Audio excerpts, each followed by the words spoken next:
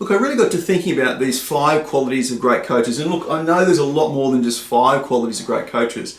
When I got to thinking about it though, is these are really 5 qualities of great leaders. So let's walk through them and just see whether or not you can resonate with this. So if you're leading a team, if you've got some people that you have a level of responsibility for, then I'd love you to lean into these and go, hey, how am I going around these? And is there an opportunity for you to kick it to another level in terms of operating through these? So the first one is focusing on bringing out the best in others. You know, one of the things that a great coach does is really put their beliefs, their model aside and totally focus on the client. So therefore, it's like, how can I tune into you fully and completely and bring out the best in others?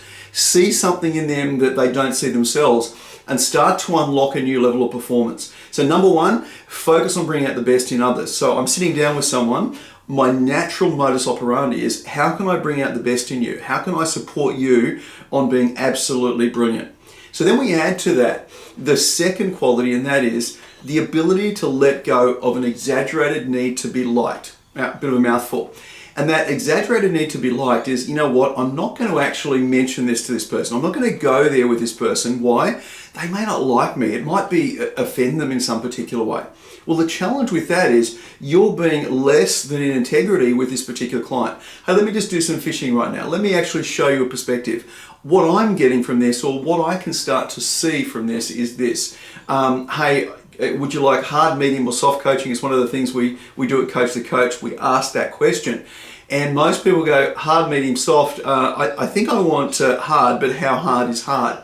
And it's the ability for you to not be concerned with your need to be liked, but focus on being respected at giving the best advice and the best perspective you possibly can to this particular coaching client.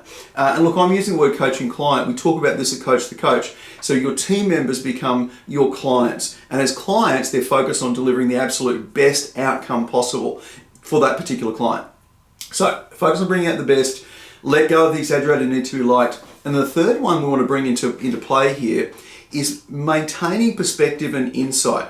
Now, one of the things that I'm really focused on and have been focused on for the last 2 decades in working with clients is get close enough to the client to understand their model of the world, understand how they're looking, but far enough away to still have perspective. Why? Because if I actually end up having the same perspective that the client has, then that is going to be a challenge in itself. So maintain perspective, maintain some insight. So how do I see this differently? What's a different perspective? How could we look at this from another point of view? And from that other point of view, is there an opportunity to start to see something different? So focus on bringing out the best in others, let go of the need to be liked, and then maintain perspective and insight so we can help a client see something from a different point of view. Then the fourth step in here is to really help and support that person creating a shift. So a shift is I'm seeing it this way. What's a new belief around this? What's a new perspective around this?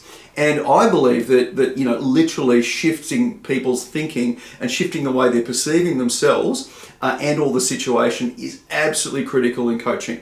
And one of the keys that unlocks this is if you can help people go like, well, I'm too young, I'm too short, I'm too old, I'm too this.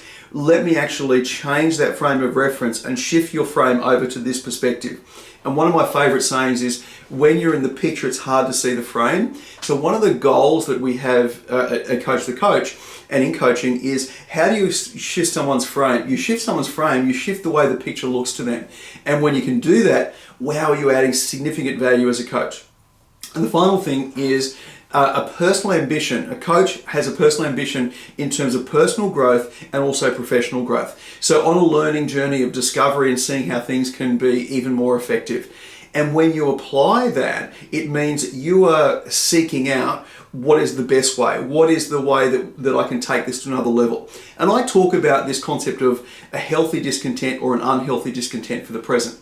A healthy discontent for the present is, I'm here today and I'm on the move. I'm on a learning journey. I'm on a journey of discovery.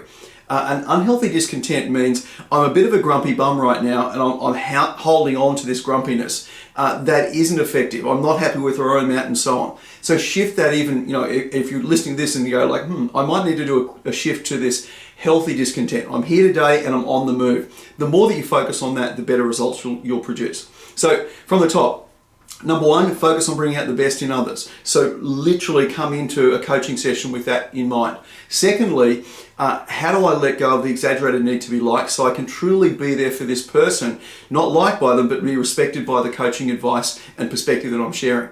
Next is how do I make sure I maintain perspective? Not have the same view as the client, but have a different perspective, because that way I can apply the fourth point, and that is to help and support someone shift their perspective, shift their way of doing it, change the frame, change the picture, change the results that people are experiencing. And the final one is ambitious about growing personally and on that learning journey to make it happen. Now, over the next 9 business days, I'm going to share the 9 frames of Coach the Coach with you. So I'd love you to tune in and see how those 9 frames build your coaching toolkit in a super effective way.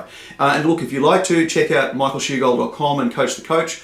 It is a really fantastic kind of program that's going to actually bring out the best in others. Thanks so much for tuning in. Please share this with those that you believe could actually really gain some value in the whole coaching space. I'm Michael Shugold, coaching for 2 decades, and I'd love to actually share some of those coaching insights with you to help you on the journey of success. Bye for now.